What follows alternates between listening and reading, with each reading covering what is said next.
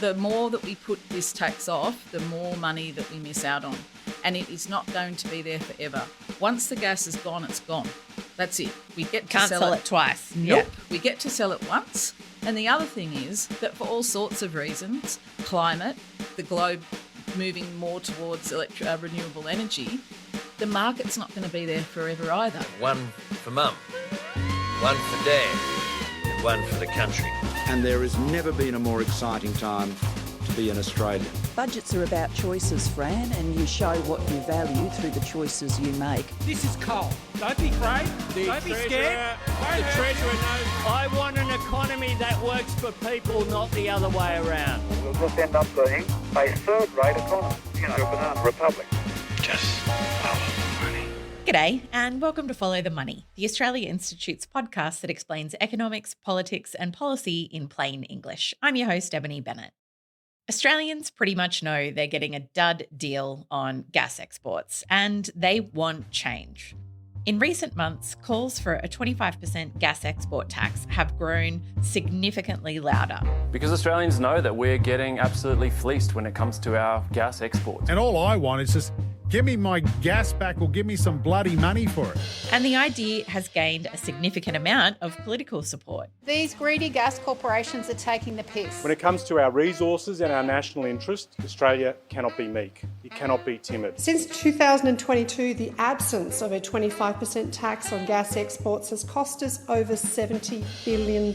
Imagine all the things that we could buy for our country, all of the hospitals, all of the schools, all of the roads that we could get if we actually made the most of our precious national resources.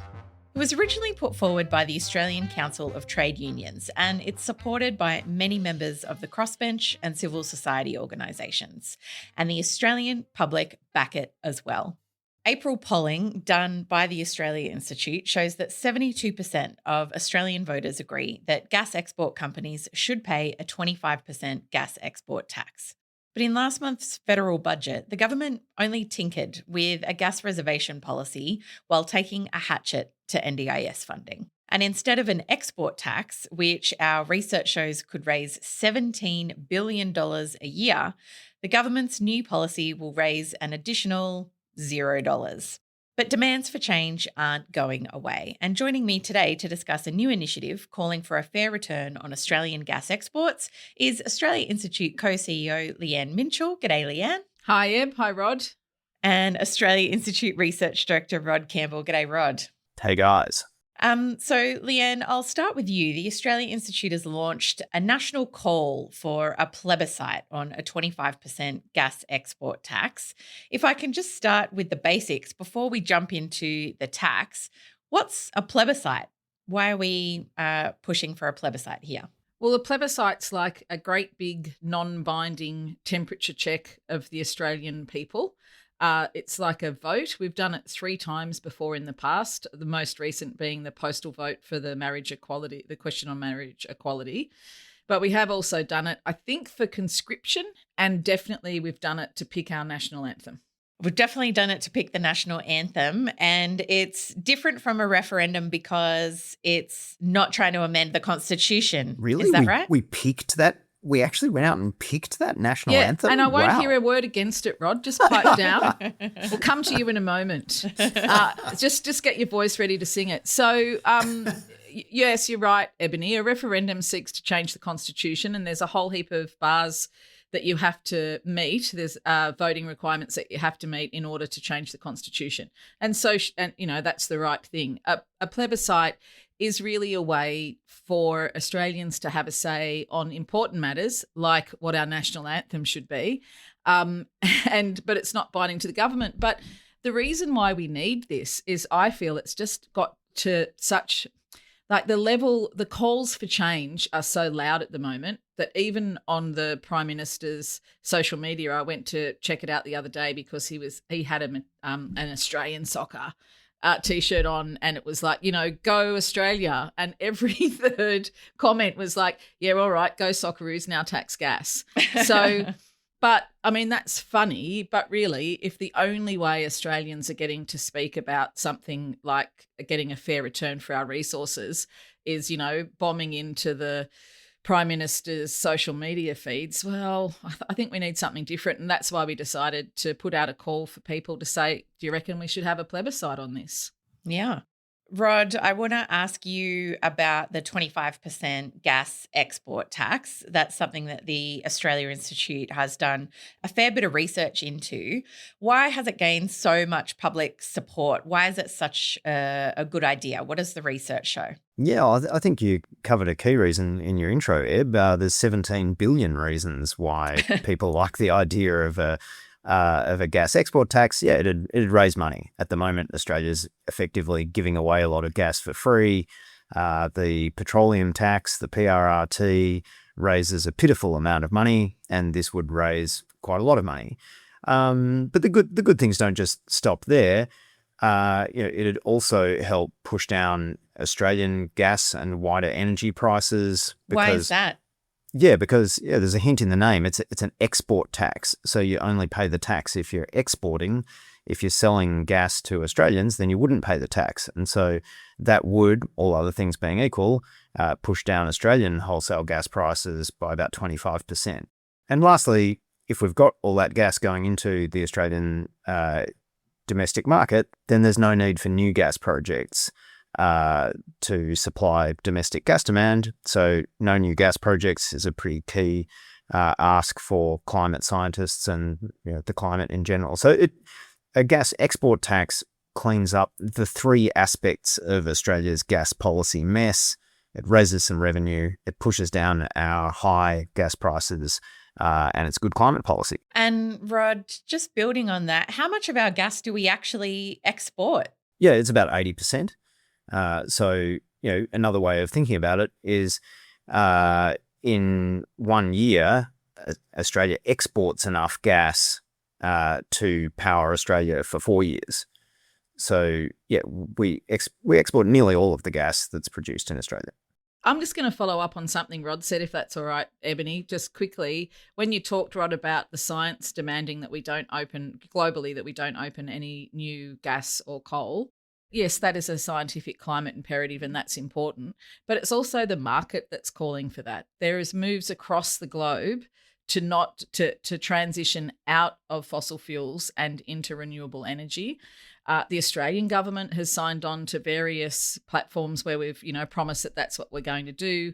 Minister Bowen is going to be the lead negotiator at COP31 later on this year, and part of his whole platform is that we need to electrify the world and we need to do it quickly. So even if there wasn't climate reasons to do it, the fact is the market's going to change, and opening up new product to go into a shrinking market just makes no sense from that perspective. So, Rod, building on what Leanne said there, obviously we've also seen that countries are a lot more attentive to how reliant they are on fossil fuels, including gas, because we've had our second global energy crisis, within about a space of 5 years. So is it also the case that countries are a lot more attentive to how exposed they are if they're heavily reliant on gas, because we can't control things like Israel and the United States invading Iran and then Iran retaliating by bombing Qatar's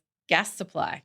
Yeah, absolutely. And, you've seen that internationally. There are some pretty well publicized examples of where Vietnamese energy companies have moved away from gas in order to focus on renewables because they're worried about getting sufficient gas supplies. And fundamentally, the more renewables you can get into your energy system as a country, the less reliant you are on people who've turned out to be not very reliable at all. Mm. So, Leanne, the Australia Institute launched this call for a national plebiscite for a 25% gas export tax just last week. What's been the public response so far? Well, it's been huge, Ebony, because not to over-egg the PAV, but we really sort of soft launched it on Friday and Saturday. We didn't go out with too much bells and whistles. We just put it out there. And I think just in the first 24 hours, we got 20,000 people sign up to the petition calling for a plebiscite. We've seen a couple of people like the GERC, who has previously done quite a lot around gas and getting a fair share for our resources. So the Girk is a content creator? The Girk is a content creator, yes. Sorry, for people who aren't familiar with the work of the Girk. He's great. I love the Girk. I look at him quite a bit. I was only alerted to him probably about 3 months ago, and he's got very good plain speaking way of explaining things that make it easier for people like me who aren't economists to understand. We've got Hannah Ferguson, who we're also doing Hannah Ferguson is also a young content maker and owner of Cheek Media, and we're going to do a webinar with her later this week talking about the plebiscite. But she's also jumped on board and asked for people to support it. And just today we're getting more organisations calling us saying that, gee, this is something that they might like to put out to their members. And we're saying, Ripper, go for it. So, Leanne, the kind of public response has been pretty fantastic so far, but I know when the marriage equality postal vote was happening, there was a lot of people arguing at the time that what's the point because it's not binding, and why can't the parliament just do their job? How do you respond to those kinds of criticisms? Well, I don't think why can't the parliament do their job. I don't take that as a criticism. I take that as a statement of frustration, and that's why we need things like the plebiscite. So if I start at the end, that would be my response to that. Asking the country, asking Australians what they think about important issues, you wouldn't want to do it every day. But, as mentioned before, this would be like the 4th time we've ever done it. And if normal ways of advocating for public policy aren't being heard by your parliament, or if indeed parliament just find it too hard. I don't understand why parliament would find it hard to tax gas exports, and it's only going to impact revenue that's being made by largely foreign-owned companies. But for whatever reason, they find that hard. So maybe it's parliament who needs our help in trying to decide this. And the one thing you didn't mention, Eb, was people also say that it's a waste of money. And so I went and had a look to see how much that a plebiscite would cost us. And it ranges from about 100 million up to 300 million. That's a lot of money. But if we had a 25% tax on gas exports, that would be about, at the upper end, that would be 4 days worth of revenue from the export, because we're looking at $350 million in revenue to us, the Australian coffers per week by the 25% tax. So, saying it would cost too much, it definitely is, it doesn't hold up. We've got the gas industry saying, if you listen to Richard, you'll miss out on lots of tax. Don't listen to Richard. You'll get a lot more tax if you don't listen to Richard. You're right. It's an absolutely huge industry. It's not a big employer, though. It doesn't pay much tax, doesn't pay much in royalties, and the profits go offshore. We get more money in Australia. The Commonwealth Government gets more money from beer excise than from the petroleum resource rent tax. Rod, the Australia Institute's been talking about taxing gas properly for a long time now, and I know the facts haven't changed a huge amount, but can you just lay it out for us? How much of a dud deal are we talking about for Australians when it comes in particular to our gas exports? How much are we actually getting from our gas exports at the moment in terms of revenue? Yeah, it's about $1.4 billion a year.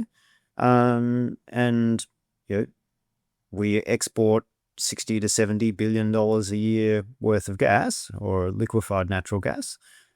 So it's not a lot. And I guess to put it in context for people, Qatar exports roughly the same amount of gas as Australia, or they did before the whole Strait of Hormuz thing, but they get 5 times more money. So right. The idea that we're getting a decent return for our gas is sort of, if you look at people who are actually exporting the same amount of gas, they're doing 5 times better. So, we're not doing well. Yeah. And Rod, I know the Prime Minister has kind of dismissed these calls as a bit of just a social media campaign. Well, this is something that's just come from a social media campaign. The Australia Institute says it could raise $17 billion a year. Well, the Australia Institute have run this campaign, but they need to be fair income about it as well. Gas companies pay $22 billion of tax last year, that they pay royalties, that they pay company tax as well as PRRT. And he's also talked about the idea that gas companies who are exporting Australian gas, they pay company tax, they pay all these other kinds of taxes and things. Is that the case? What's he talking about there? Yeah, and I think it's really concerning, big picture, that the Prime Minister there, he's not quoting official data. He's using numbers from the gas lobby group. This is a press release put out by a gas lobby group, not something that's put out by the Australian Tax Office. And the thing that he's not saying is that we give a lot of gas away royalty-free, that his government chooses not to charge for gas. So when builders buy bricks, they pay for them. When bakers buy flour, they pay for it. But when gas companies actually get the gas that they turn into a liquid and sell, they don't pay for it. It's the Prime Minister's government that gives it away. And that's what he's trying not to say there in looking at other kinds of taxes. And everyone pays company tax. All companies that are profitable pay company tax. I think the big problem there is what the Prime Minister's not saying, and the source of what he is saying, rather than anything else. So, Rod, all the economists at the Australia Institute are very fond of talking about how budgets are about choices and reveal the priorities of government. At the last budget, we saw some pretty brutal cuts to the NDIS, but as we've mentioned, no gas export tax. What does that reveal about the government's choices and its priorities? What does it reveal? It reveals something we love saying at the Australia Institute, that politicians respond to only two things, to pain or the threat of pain. And the threat of pain from the gas industry is almost certain. There's absolutely no doubt that the gas industry will mount a big scare campaign. They have. We've heard all about multi-million-dollar advertising campaigns, and we've got the Japanese ambassador and Japanese executives and the Japanese prime minister all screaming blue murder. The threat of pain from the gas industry is really real, whereas MPs are betting that the pain that ordinary punters who'd like to see a gas tax will inflict, will dissipate in the next couple of years before an election. They're guessing that the pain that NDIS recipients and their families can inflict on them is less certain than what the gas industry can. So it's all about who's threatening. It's all about power in the end, and the gas industry is immediately and definitely quite powerful and quite loud. And I guess it's up to the rest of us to make sure that the public, NDIS recipients and anybody else who'd like to see the gas industry taxed, make themselves felt, either at the ballot box or in public discussion more generally. That's the irony, isn't it? Because Australians can vote for parliamentarians, foreign-owned gas companies can't. So yes, there is power there, but it's also the perception of power and how the parliament responds to it. Yeah, absolutely.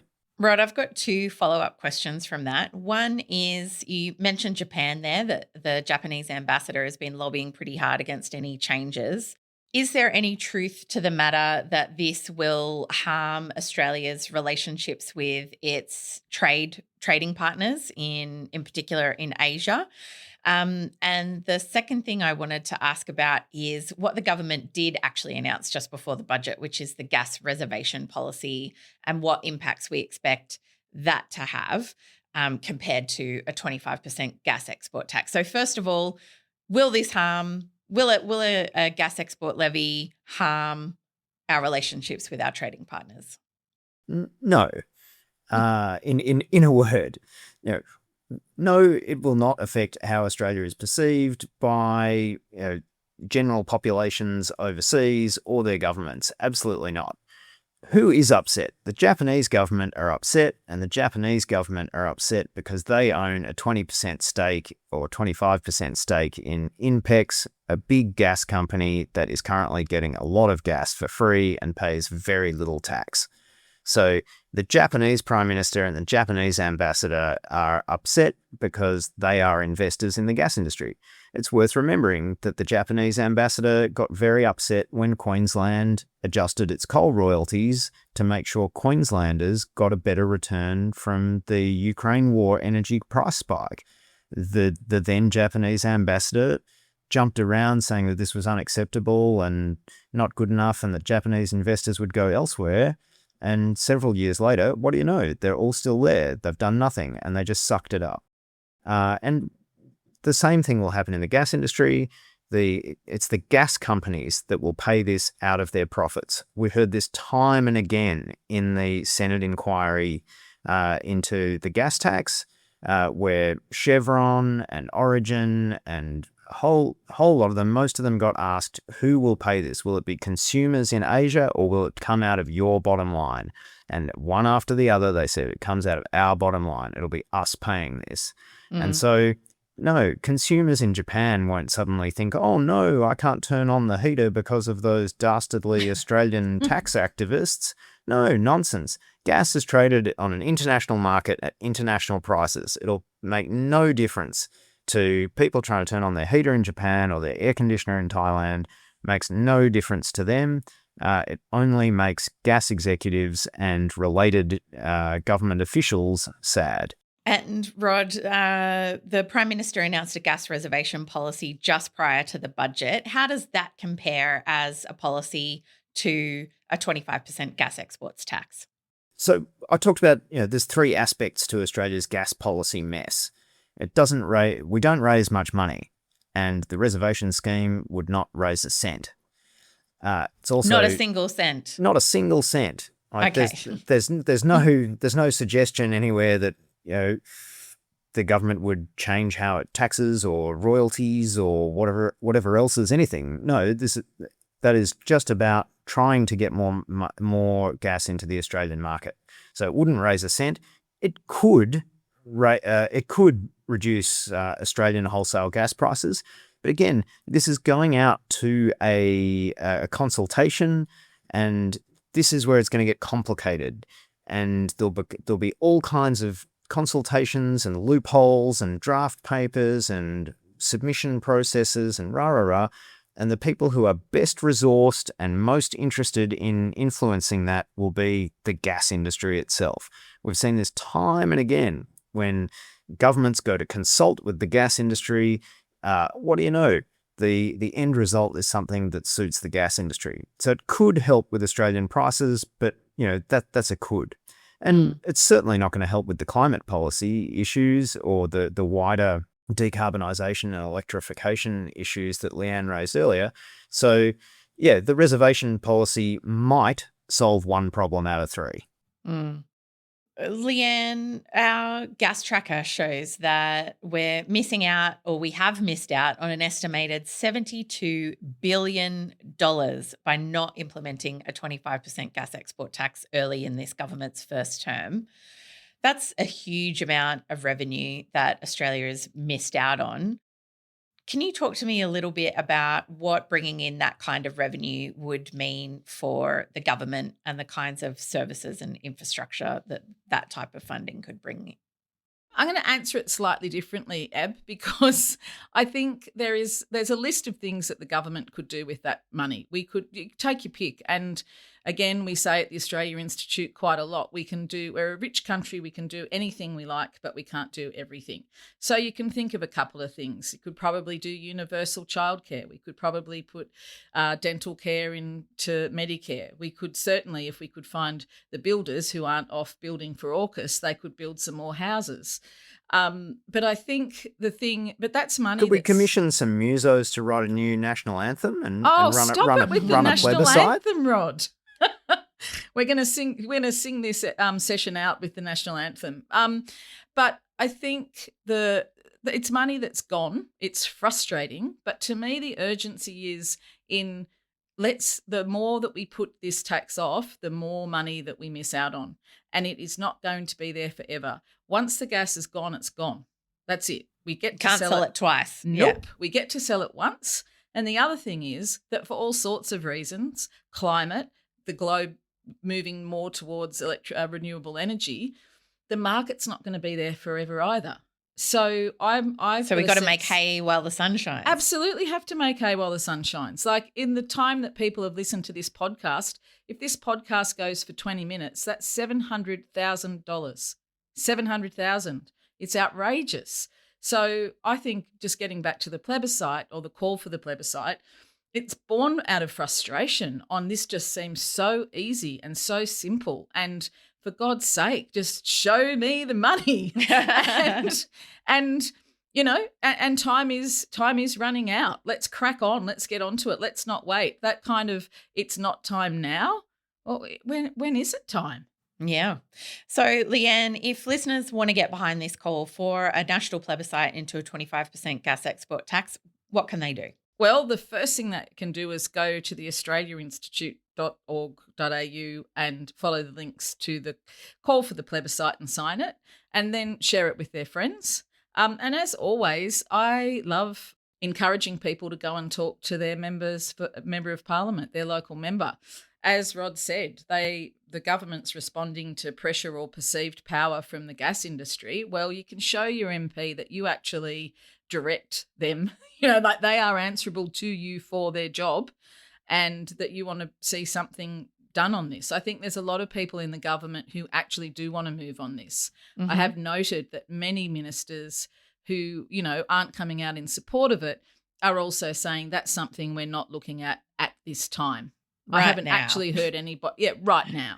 So it's not even as though you're going to go and see your MP and they're going to go, it's a ridiculous idea, unless you live in Grangler. But other than that's the Prime Minister's seat for people who don't follow electorate politics as closely as the three of us. So, sign the petition, ask your friends to do the same, and then call in to Talkback Radio, write letters. People often think that letters don't count. The editorial pages, the letters to the editor page does get read by politicians probably more than any other page in the paper. And just keep pushing for it. We need it and we need it quickly. Well, thanks for joining us this week, Leanne, and Rod, thanks for your time. Ebony, what is our national anthem? Can I do it? Yep. Australians all let us tax rejoice, gas, for we give it away for free. I love it. That's how it goes, isn't it? Fantastic. Thanks, We'll need Rod. to do a B-side release to go along with the plebiscite call. I love it. Thanks so much, guys. We won't subject our listeners to any more of your dulcet tones. But if you do want to support research that powerful interests fear, you can make a tax-deductible donation to the Australia Institute's End of Financial Year Appeal before the 30th of June, and you can give now via the link in the show notes. We'll also include a link to the petition calling for the government to hold a plebiscite on a 25% gas export tax. That'll be in the show notes as well. This episode was recorded on Tuesday, the 16th of June, and some things may have changed since recording. Our theme music is by Jonathan McPeak from Pulse and Thrum, with additional music from Blue Dot Sessions. I'm your host, Ebony Bennett. Thanks for listening.